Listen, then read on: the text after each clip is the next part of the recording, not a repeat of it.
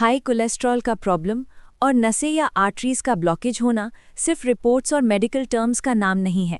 ये हमारी रोज़ की ज़िंदगी, हमारे परिवार और हमारे भविष्य से जुड़ा हुई बात है। जब बॉडी में बैड कोलेस्ट्रॉल बढ़ता रहता है तो वो ब्लड की नसों की इनर वॉल पर जमना शुरू कर देता है। अक्सर जब तक कोई वार्निंग साइन दिखता है तब तक कोलेस्ट्रॉल का डैमेज काफ़ी हो चुका होता है। इसीलिए ज़रूरी है कि हम समझ के साथ एक्शन लें। इस वीडियो में मैं आपको ऐसे 8 आयुर्वेदा से जुड़े तरीके बताने वाली हूँ जो कोलेस्ट्रॉल को जड़ से ख़त्म करने और आपकी ब्लॉकेज नसें या आर्टरीज पूरी तरह खुल जाएंगी। इसे आधुनिक साइंस भी सपोर्ट करता है, तो ये वीडियो पूरा ज़रूर देखिए एंड सब्सक्राइब ज़रूर करें। अब सबसे पहले ये समझना ज़रूरी है कि ये प्रॉब्लम एक्चुअली बॉडी के अंदर कैसे बनती है। हाई कोलेस्ट्रॉल का प्रॉब्लम एक दिन में नहीं होता, ये सालों तक धीरे धीरे बॉडी के अंदर डेवलप होता रहता है। जब बैड कोलेस्ट्रॉल यानी एलडीएल बढ़ने लगता है और लाइफस्टाइल ठीक नहीं होता तो ये कोलेस्ट्रॉल ब्लड की नसों और आर्टरीज की अंदर वाली दीवार पर जमना शुरू कर देता है। बॉडी इसे साफ करने की कोशिश करती है जिससे वहाँ हल्की इन्फ्लेमेशन हो जाती है। ये कोलेस्ट्रॉल और इन्फ्लेमेशन मिलकर धीरे धीरे एक लेयर बना देते हैं जिसे प्लैक कहते हैं। शुरुआत में ब्लड फ्लो नॉर्मल लगता है और कोई सिम्टम महसूस नहीं होता है, लेकिन टाइम के साथ ये लेयर मोटी और हार्ड होती जाती है जिससे नसों का रास्ता धीरे धीरे टाइट होने लगता है। ब्लड फ्लो डिस्टर्ब होता है और हार्ट को ज़्यादा मेहनत करनी पड़ती है। इसी प्रोसेस को मेडिकल लैंग्वेज में एथीरोस्क्लेरोसिस कहते हैं। अब हम कोलेस्ट्रॉल को जड़ से ख़त्म करने के 8 पावरफुल तरीके समझते हैं। सबसे पहला हम बात करते हैं डेली वॉकिंग की। तो रोज़ 30-45 मिनट की ब्रिस्क वॉक बॉडी को बैड कोलेस्ट्रॉल को अच्छे तरीके से यूज़ करना सिखाती है।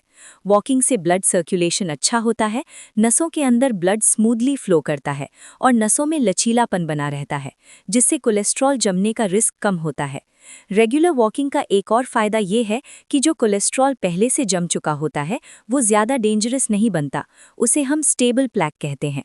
रिसर्च क्लियरली दिखाती है कि जो लोग रोज़ चलते हैं उनका कोलेस्ट्रॉल प्रोफाइल धीरे धीरे इम्प्रूव होता है, बॉडी के अंदर की इन्फ्लेमेशन कम होती है और ब्लड प्रेशर भी कंट्रोल में रहता है। सबसे अच्छी बात यह है कि वॉकिंग का इफ़ेक्ट नेचुरल रेमेडीज से ज़्यादा स्ट्रॉन्ग होता है। बस एक ही शर्त है, इसे रोज़ और लगातार करना होगा। कोलेस्ट्रॉल पर सबसे ज़्यादा असर पड़ता है हमारे डेली खाने से, इसलिए अब बात करते हैं डाइट की। हाई कोलेस्ट्रॉल का सबसे बड़ा कनेक्शन होता है हमारे डेली खाने से। तो डाइट हमें ज़्यादा वेजिटेबल्स एंड फ्रूट्स लेना चाहिए, मात्रा में होल ग्रेन्स और लिमिटेड क्वांटिटी में ड्राई फ्रूट्स और सीड्स लेना चाहिए। तो ये कोलेस्ट्रॉल को धीरे धीरे कम करने में मदद करती है। जब हम रोज़ फ्राइड फूड, एक्सेस शुगर और रिफाइंड कार्ब ज़्यादा लेते हैं तो ये हाई कोलेस्ट्रॉल को और अग्रेसिव बना देते हैं और नसों पर प्रेशर बढ़ा देते हैं। सही और बैलेंस डाइट एलडीएल कोलेस्ट्रॉल को कंट्रोल करती है और ब्लड की नसों की लाइनिंग को डैमेज होने से बचाती है। इससे इन्फ्लेमेशन कम होती है, कोलेस्ट्रॉल जमने का प्रोसेस धीरे हो जाती है और धीरे धीरे कम होने लगता है।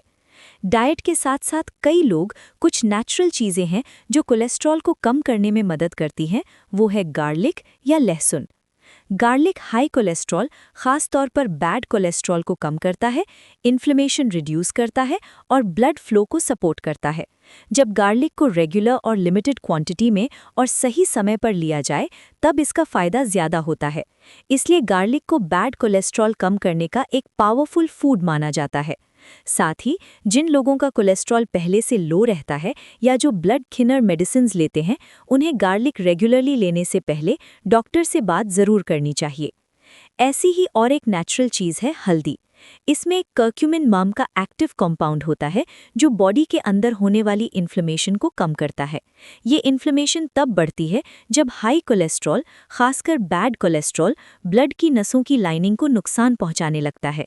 इसलिए हल्दी का एक्टिव कंपाउंड कर्क्यूमिन ब्लड की नसों की लाइनिंग को प्रोटेक्ट करता है और कोलेस्ट्रॉल से होने वाले नुकसान को धीरे करता है, जिससे फ्यूचर में ब्लॉकेज का रिस्क कम हो सकता है। साथ ही जिन लोगों का कोलेस्ट्रॉल पहले से लो रहता है उन्हें हल्दी को बैलेंस्ड क्वांटिटी में ही लेना चाहिए। इसीलिए हल्दी को एक डेली प्रिवेंटिव सपोर्ट के रूप में देखा जाता है। अब बात करते हैं ओमेगा 3 फैटी एसिड्स की, जो हाई या बैड कोलेस्ट्रॉल बैलेंस के लिए बहुत इंपॉर्टेंट है। तो इसके लिए रूटीन डाइट में हमें भुने हुए अलसी के बीज, भीगे हुए अखरोट और नारियल ज़रूर लेना चाहिए। ओमेगा 3 रिच फूड लेने से बैड कोलेस्ट्रॉल से होने वाली असर धीरे धीरे कम होते हैं और ट्राइग्लिसराइड्स भी कंट्रोल में रहता है। इससे ब्लड ज़्यादा थिक नहीं होता और नसों पर एक्स्ट्रा प्रेशर कम पड़ता है। ओमेगा 3 कोलेस्ट्रॉल प्लेक को ज़्यादा डेंजरस होने से बचाता है, जिससे अचानक हार्ट अटैक का रिस्क कम हो सकता है। लेकिन यहाँ भी बैलेंस बहुत ज़रूरी है। जिन लोगों का कोलेस्ट्रॉल पहले से लो रहता है, उन्हें भी ओमेगा 3 को लिमिटेड और बैलेंस्ड क्वांटिटी में ही लेना चाहिए। अब बात करते हैं स्ट्रेस की, जिसे अक्सर हम इग्नोर कर देते हैं। लेकिन जब स्ट्रेस लंबे टाइम तक रहता है तो कोलेस्ट्रॉल से होने वाला डैमेज जल्दी बढ़ने लगता है। ज़्यादा स्ट्रेस की वजह से बॉडी में बीपी बढ़ने लगता है, इन्फ्लेमेशन इंक्रीज होती है और ब्लड की नसों पर लगातार प्रेशर पड़ता रहता है। इस कंडीशन में बैड कोलेस्ट्रॉल नसों को और आसानी से नुकसान पहुंचाता है। तो इसके लिए हमें रोज़ डीप ब्रीदिंग, प्राणायाम, मेडिटेशन करना चाहिए, जो बॉडी को रिलैक्स करता है, इन्फ्लेमेशन को कम करता है और कोलेस्ट्रॉल के हार्मफुल इफ़ेक्ट्स को धीरा करता है।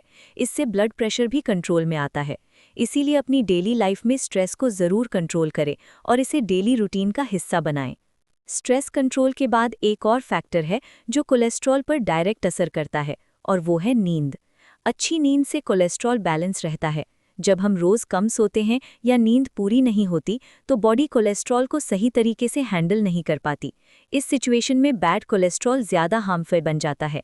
कई लोग डाइट और वॉकिंग पर फोकस करते हैं लेकिन नींद को इग्नोर कर देते हैं, जबकि नींद कोलेस्ट्रॉल कंट्रोल में बहुत ज़रूरी है। रात की 7-8 घंटे की अच्छी नींद से बॉडी रिपेयर हो जाता है। इस दौरान इन्फ्लेमेशन कम होती है, हार्मोन्स बैलेंस होते हैं और कोलेस्ट्रॉल का मेटाबॉलिज्म बेटर होता है। अच्छी नींद से ब्लड प्रेशर भी कंट्रोल में आता है।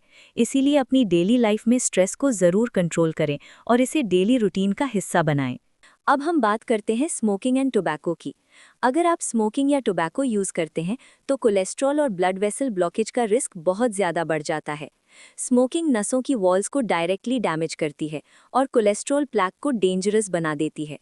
अच्छी बात यह है कि स्मोकिंग छोड़ने के बाद बॉडी रिकवरी स्टार्ट कर देती है।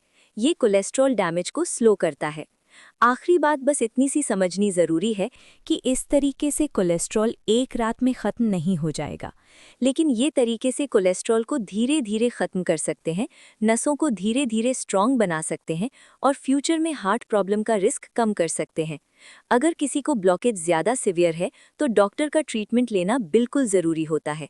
लेकिन अगर आप आज से ही रोज़ थोड़ा चलना, सही खाना, स्ट्रेस कम करना और अच्छी नींद लेना शुरू कर देते हैं तो आप अपनी कोलेस्ट्रॉल को रिकवर कर सकते हो और पहले से ज़्यादा एनर्जेटिक महसूस करेंगे। ये इन्फॉर्मेशन आपको पसंद आई हो तो वीडियो को लाइक करें, चैनल को सब्सक्राइब करें और अपने दोस्तों और फैमिली के साथ शेयर करें ताकि और लोग भी इस बारे में जान सकें। तब तक हेल्दी रहिए, फिट रहिए और अपना ख्याल रखिए।